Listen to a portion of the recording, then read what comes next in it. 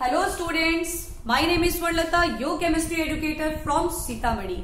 Welcome to Swarna Chemistry Class, my YouTube channel. चलिए आज हम लोग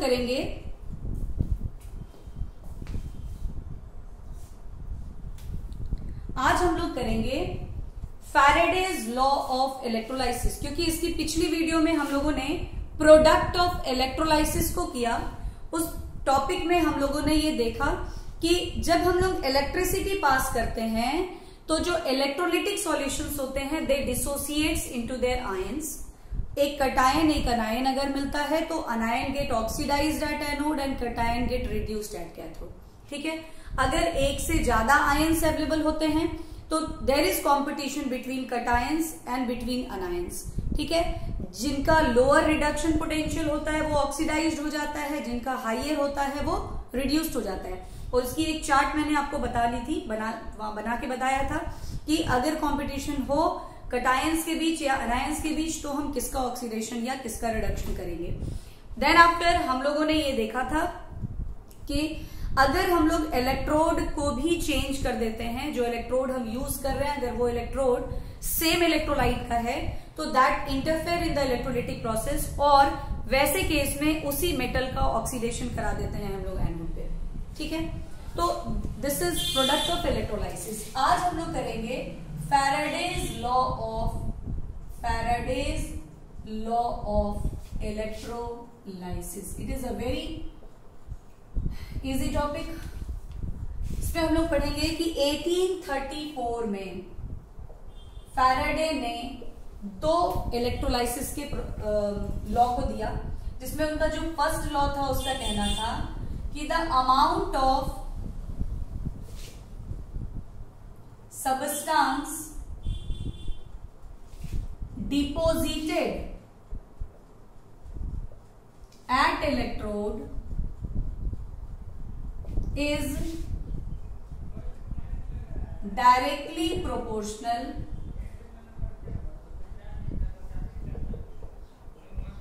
to the quantity of charge passed। क्या मतलब है इसका? हम लोगों ने देखा कि जो इलेक्ट्रोलाइसिस का प्रोसेस होता है वहां पर डिपोजिशन होती है इलेक्ट्रोड पे। ठीक है, वहां पर सबस्टांस डिपोजिट होता है इलेक्ट्रोड पे, एनोड या कैथोड पे। तो कहता है जितना अमाउंट डिपोजिट होगा, यानी जितना मास डिपोजिट होगा वो क्वांटिटी ऑफ चार्ज के प्रोपोर्शनल होगा। यानी जितना ज्यादा चार्ज होगा उतना ज्यादा मास डिपोजिट होगा, जितना कम चार्ज होगा उतना कम मास डिपोजिट होगा। अब चार्ज क्या होता है? तो चार्ज को अगर करंट इलेक्ट्रिसिटी के फॉर्म में बताएं तो it is equals to IT। I हो गया करंट, T हो गया टाइम। ठीक है, यहां पे हम लोग Q is equals to NE या Q is equals to NF वाला फॉर्मूला यूज नहीं करेंगे, क्योंकि यहाँ पे करंट पास किया जा रहा है, इलेक्ट्रिसिटी प्रोवाइड की जा रही है फॉर द इलेक्ट्रोलाइसिस प्रोसेस। ठीक है, तो अब प्रोपोर्शनैलिटी कांस्टेंट एक हमारा आएगा, that is Z। And what is Z? Z is called chemical equivalent. ठीक है, and Q is equals to IT, where I is current, T is time in second. ठीक है, अब ये जो केमिकल इक्विवेलेंट Z है ये क्या होता है? ये होता है इक्विवेलेंट वेट बाय 96500। यहाँ पे E क्या है? E is equivalent weight. Equivalent weight कैसे निकाला जाता है? तो इसके बहुत सारे फॉर्मूला मेरी पहले से ही ऑलरेडी जो है सॉल्यूशन चैप्टर में अगर आप देखेंगे, मोल कॉन्सेप्ट इन सॉल्यूशन या फिर some basic concept of chemistry 11th की जो हमारी वीडियो है उसमें भी अगर आप देखेंगे तो इक्विवेलेंट वेट का एक अलग से वीडियो ही है, आप स्वर्णा केमिस्ट्री क्लास पे सर्च करके देख सकते हैं। तो इक्विवेलेंट वेट अगर हम लोगों को किसी एलिमेंट की निकालनी होती है तो उसके एटॉमिक वेट को उसकी वैलेंसी से डिवाइड करते हैं। किसी कंपाउंड की निकालनी होती है तो जितने इलेक्ट्रॉन के ट्रांसफर या शेयर से वो बना है उससे डिवाइड करनी होती है। किसी एसिड की निकालनी है तो उसकी बेसिसिटी यानी जितना H+ आयन वो दे रहा है उससे डिवाइड करनी होती है उसके मॉलिक्यूल मोलर मास को। अगर किसी बेस की निकालनी है तो एसिडिटी से डिवाइड करनी होती है। इस तरीके से हम लोग इक्विवेलेंट वेट निकालते हैं। अगर इक्विवेलेंट वेट को हम लोग किसी एलिमेंट के रिस्पेक्ट में, क्या जनरली तो मेटल डिपोजिट होता है कैथोड पे, तो हम लोग कह सकते हैं एटॉमिक वेट बाय वैलेंसी। ये क्या होगा, ये इक्विवेलेंट वेट होगा, that is atomic weight by valency. अब इसको अगर हम यहां पुट करेंगे तो Z हमारा हो जाएगा atomic weight by valency into 96500। तो हम लोग लिख सकते हैं M is equals to ZIT, या और आगे करें तो ये EIT बाई 96500, और E को भी जब हम तोड़ेंगे तो atomic weight into IT by valency into 96500। This is the mass deposition at any electrode. This is first law of Faraday. बहुत ही सिंपल है, इसका सिर्फ ये कहना है कि जितनी मास डिपोजिट होगी वो क्वांटिटी ऑफ द चार्ज के प्रोपोर्शनल होगी। जितना आप चार्ज पास करोगे उतना ज्यादा मास डिपोजिट होगा। Q को जब हम IT के फॉर्म में लिखेंगे और प्रोपोर्शनैलिटी कांस्टेंट Z डालेंगे तो फॉर्मूला बिकम ZIT। Z क्या होगा, इक्विवेलेंट वेट बाय 96500, और इक्विवेलेंट वेट कैसे निकलेगा, तो एटॉमिक वेट बाय वैलेंसी से इसको हम लोग कैलकुलेट कर सकते हैं। तो इस तरीके से इसका हम लोग कुछ न्यूमेरिकल करेंगे। पहले हम लोग इसके सेकेंड लॉ को भी देख लेते हैं कि इसका सेकेंड लॉ क्या कहता है। फैराडे का सेकेंड लॉ कहता है कि अगर different electrolytes in an electrolytic cell series में कनेक्टेड हैं, ठीक है, और सेम क्वांटिटी ऑफ इलेक्ट्रिसिटी यानी करंट को पास किया जा रहा है। जैसे ये different electrolytes in a different electrolytic cell है using different electrode, respective electrode of that electrolytes, और यहां से सेम क्वांटिटी ऑफ इलेक्ट्रिसिटी को पास किया गया, तो कहता है ये सेकेंड लॉ कि जो मास डिपोजिट होगा that is directly proportional to the equivalent weight, यानी M1 बाई M2 जो होगा that is equals to E1 by E2, उसको आप Z1 बाई Z2 भी बोल सकते हैं, क्योंकि Z क्या होता है, ये होता है इक्विवेलेंट वेट बाई 96500। तो 96500 ओवरऑल कैंसिल होगा and that will become E1 by E2। तो हम कह सकते हैं इसको when same quantity of electricity is passed through different electrolytes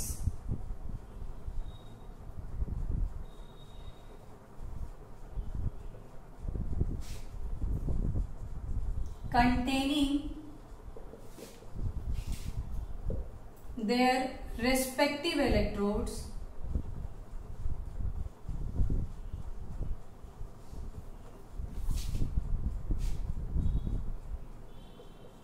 then the amount of substance deposited is directly proportional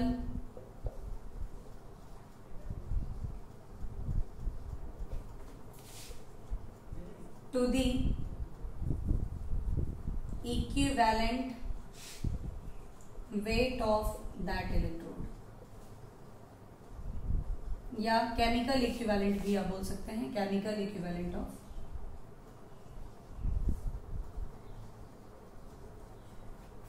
ठीक है, सिंपल सा है। जब सेम क्वांटिटी ऑफ इलेक्ट्रिसिटी को पास कर रहे हैं हम लोग डिफरेंट इलेक्ट्रोलिटिक सेल्स में containing different electrolytes of their respective electrodes, तो उनका जो मास डिपोजिट होगा एट ईच इलेक्ट्रोड वो प्रोपोर्शनल होगा उसके केमिकल इक्विवेलेंट, या कह सकते हैं इक्विवेलेंट वेट के। यही आपका सेकेंड लॉ है फैराडे का। This is second law of Faraday, ठीक है।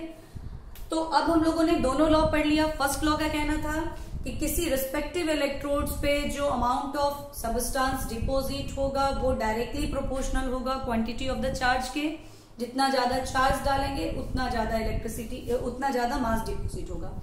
दूसरा लॉ था कि जब हम लोग सेम अमाउंट ऑफ करंट को, सेम क्वांटिटी ऑफ करंट को पास करेंगे different electrolytes connected in series, यहाँ एक लाइन छूट रहा है आपका, when same quantity of electricity is pass through different electrolytes containing their respective electrode connected in series,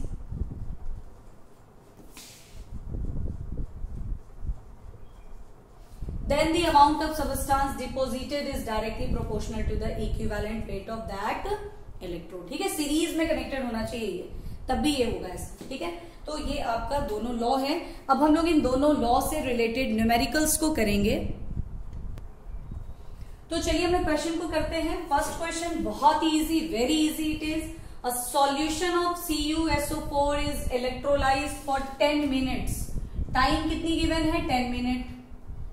तो पहले तो हम सेकंड में करेंगे क्योंकि हमारा यूनिट जो है वो सेकंड में था, दैट इज 600 सेकंड. ठीक है, with a current of, current कितना पास किया जा रहा है? 1.5 एम्पियर. ठीक है, तो कहता है what is the mass of the copper deposited. आपको m निकालने बोल रहा है, तो बहुत ही इजी है ये. इसमें क्या करना है आपको? ZIT अप्लाई करना है. Z क्या होता है? Equivalent weight by 96500.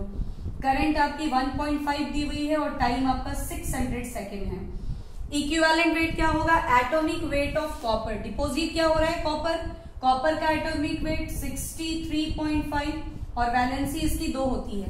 तो इक्विवेलेंट वेट होगा atomic weight 63.5 for copper and valency 2. ठीक है, इंटू 1.5 इंटू 600 अपॉन 96500. यही आपका इतना ग्राम जो आएगा, that is the mass deposited.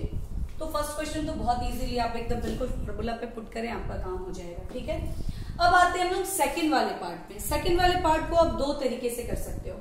यहां आपको बस ये पता करना है ना कि कितने इलेक्ट्रॉन की रिक्वायरमेंट है फॉर रिडक्शन और फॉर ऑक्सीडेशन.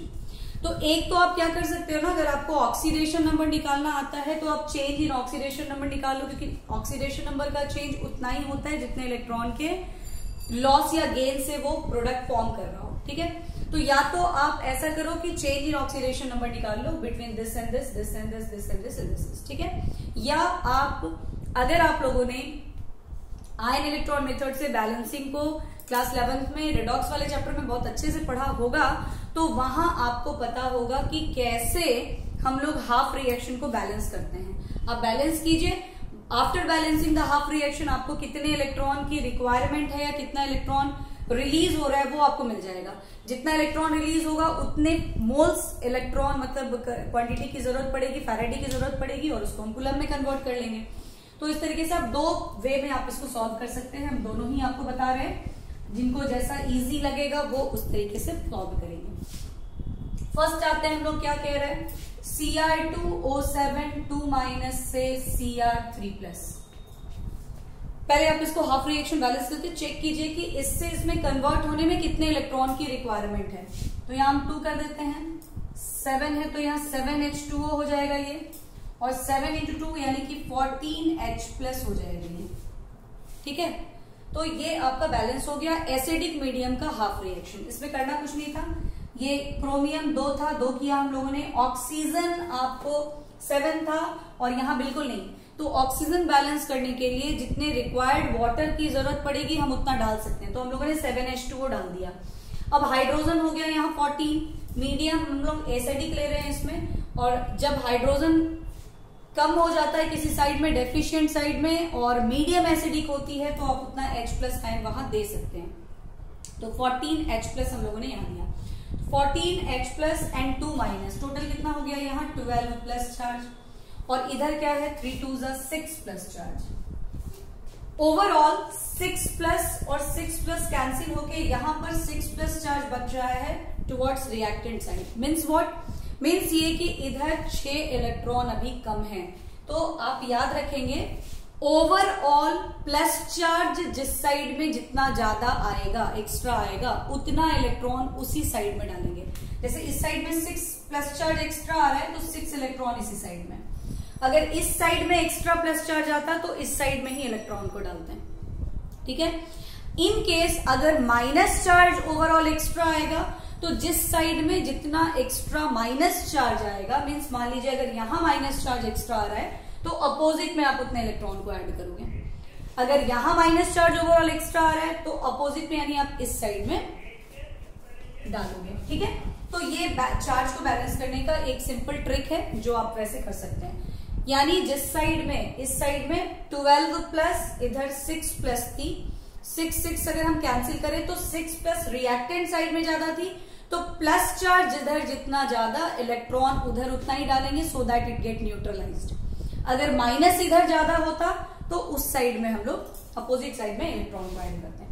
तो कितना हुआ, 6 इलेक्ट्रॉन मीन्स 6 फैराडे, 6 मोल इलेक्ट्रॉन की रिक्वायरमेंट है, मतलब 6 फैराडे मीन्स 6 इंटू 96500 एक तो आप ये तरीके से बना लो, या फिर आप चेंज इन ऑक्सीडेशन नंबर से कर लो। चलो ये भी बहुत इजी है, ऑक्सीडेशन नंबर निकालो, 2x plus 7 into -2 is equals to -2, यानी x इज इक्वल्स टू +6, और यहाँ तो ऑलरेडी +3 है, सो वी गेट +6 टू +3 की चेंज, यानी 3 की चेंज हो रही है, 3 इलेक्ट्रॉन की चेंज। कब, फॉर 1 क्रोमियम, क्योंकि x लिया ना हम लोगों ने 1 क्रोमियम के लिए, तो फॉर 2 क्रोमियम 3 इंटू 2 यानी कि 6 इलेक्ट्रॉन की चेंज आएगी, यानी 6 फैराडे, यानी 6 इंटू 96500 कूलम। तो आप इस तरह से चेंज इन ऑक्सीडेशन नंबर से भी बहुत इजीली इसको बना सकते हैं। ऐसे ही आप बाकी सारे भी कर लो। सेकंड क्या आपका, MnO4 -2 Mn2+, पहले आप ऑक्सीडेशन नंबर वाला ही देख लो। यहाँ क्या हो गया, x plus 4 into -2 is equals to -1, x plus 7, और यहाँ ये +2, चेंज क्या हो रहा है, +7 से +2 यानी 5 का, यानी 5 फैराडे, यानी 5 इंटू 96500 कूलम। ठीक है, अगर आप इसको बैलेंस करोगे हाफ रिएक्शन इक्वेशन के हिसाब से तो भी ये बन जाएगा बहुत आसानी से। Mn बैलेंस्ड है, ऑक्सीजन 4 है, तो यहाँ 4H2O करेंगे, 4 2 8 है, 8H प्लस कर दिए। अब चार्ज को बैलेंस करेंगे, यहाँ 8 प्लस और 1 माइनस, यानी 7 प्लस चार्ज है रिएक्टेंट साइड, 2 प्लस चार्ज है प्रोडक्ट साइड। ओवरऑल 2 से यहाँ 2 कैंसिल कर रहे हैं तो 5 प्लस आ रहा है, तो जिस साइड प्लस उधर ही इलेक्ट्रॉन, 5 इलेक्ट्रॉन डाल दिया हम लोगों ने, 5 फैराडे वही आया था हमारा। तो ये बहुत इजी है, इस तरीके से आप दोनों में से कोई भी एक वे को अप्लाई कर सकते हो। ठीक है, थर्ड क्या है, थर्ड ऑक्सीडेशन है। अब इलेक्ट्रॉन रिएक्टेंट साइड में नहीं आएगा, प्रोडक्ट साइड में है, क्योंकि ऑक्सीडेशन में इलेक्ट्रॉन का लॉस होता है।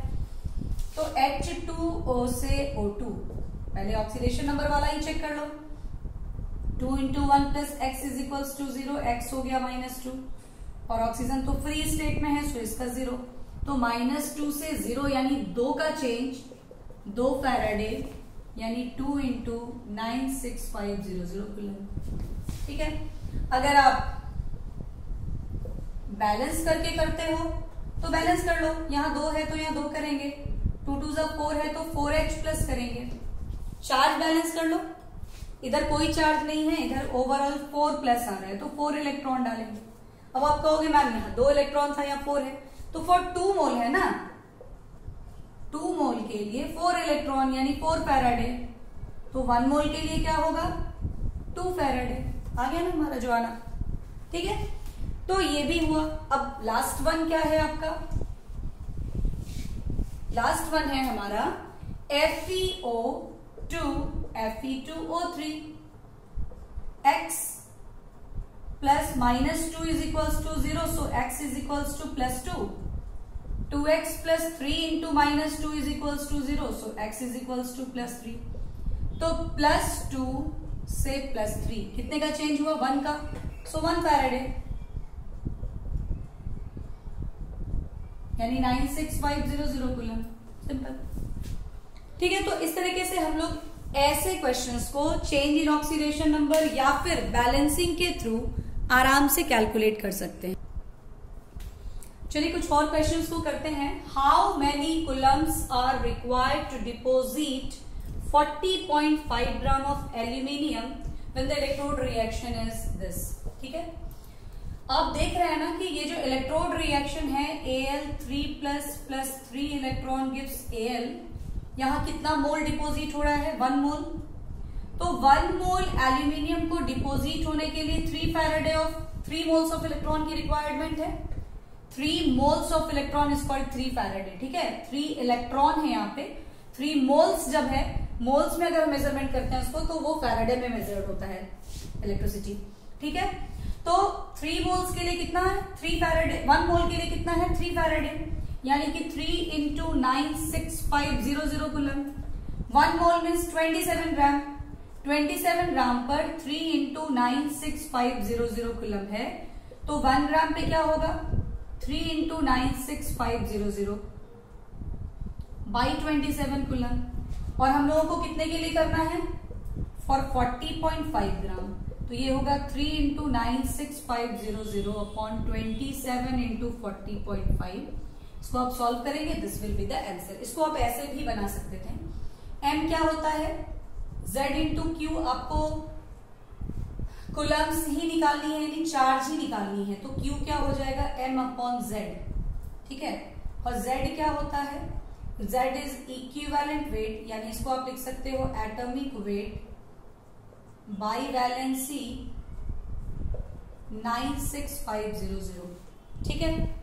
मास डिपोजिट जो है वो कितना है 40.5 है, वैलेंसी कितनी होती है एल्यूमिनियम की 3, 96500, और एटॉमिक वेट कितनी होती है एल्यूमिनियम की 27, देखिए सेम है ना। तो आप ऐसे भी इसको सॉल्व कर सकते हैं, ऐसे भी सॉल्व कर सकते हैं, all both the 2 way is correct. आप जैसे इसको बना लो, आपको जो बेटर लगे, ठीक है। अब हम आते हैं इसके सेकंड वाले क्वेश्चन को।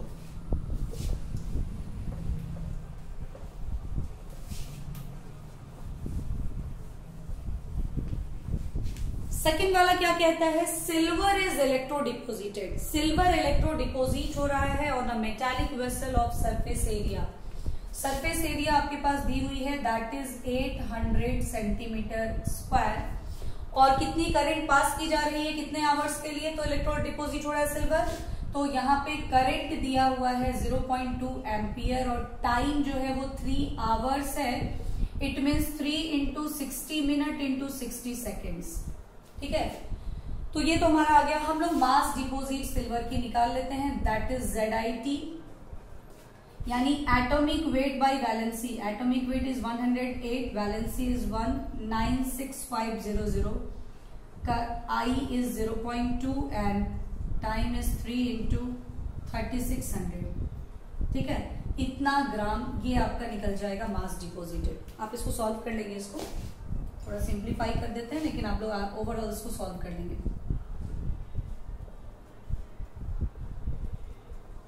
ये आएगा आपका, ठीक है। अब आप देखिए कि सरफेस एरिया यहाँ पे गिवन है and calculate the thickness of silver deposited given its density.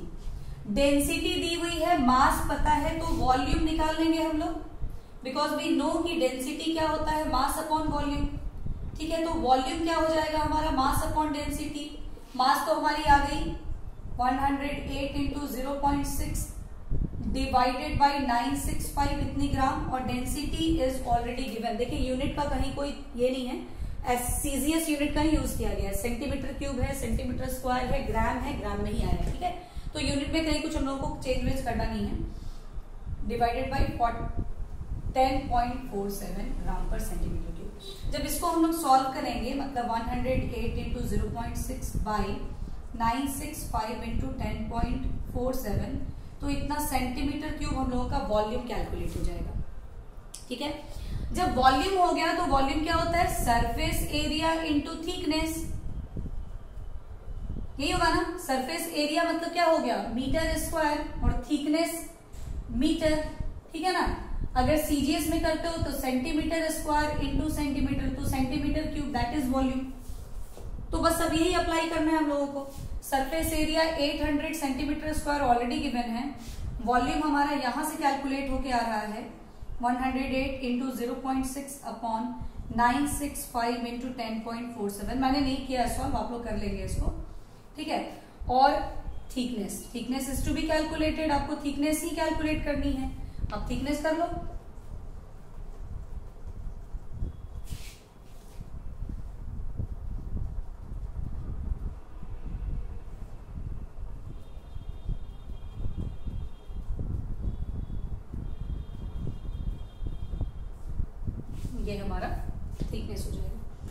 तरीके से हम लोग इस क्वेश्चन को भी बना सकते हैं। एक हम लोग कोशिश करते हैं सेकेंड लॉ के न्यूमेरिकल को भी करने की। देखिए ये सेकेंड लॉ ऑफ फैराडे का न्यूमेरिकल है एक, जिसमें कहता है कि 3 इलेक्ट्रोलाइटिक सेल्स ZnSO4, AgNO3 और कॉपर सल्फेट इलेक्ट्रोलाइट्स को यूज करके सीरीज में कनेक्ट कर दिया गया। ठीक है, तो कहता है कि steady current of 1.5 ampere was passed through silver through them until 1.45, क्योंकि सबको तो सेम ही करंट पास हो रही है। तो सिल्वर डिपोजिशन फर्स्ट केस में आपको दिया है, तो उसमें कहता है कि कितना टाइम लगेगा करंट को फ्लो करने में। तो आपको पता है ना कि M is equals to ZIT होता है फ्रॉम फर्स्ट लॉ, उसको हम अप्लाई करेंगे और उससे टाइम को कैलकुलेट करेंगे। तो टाइम क्या हो जाएगा, M/ZI। मास कितना डिपोजिट हुआ है, 1.45 ऑफ सिल्वर के केस में कंपेयर किया इसको।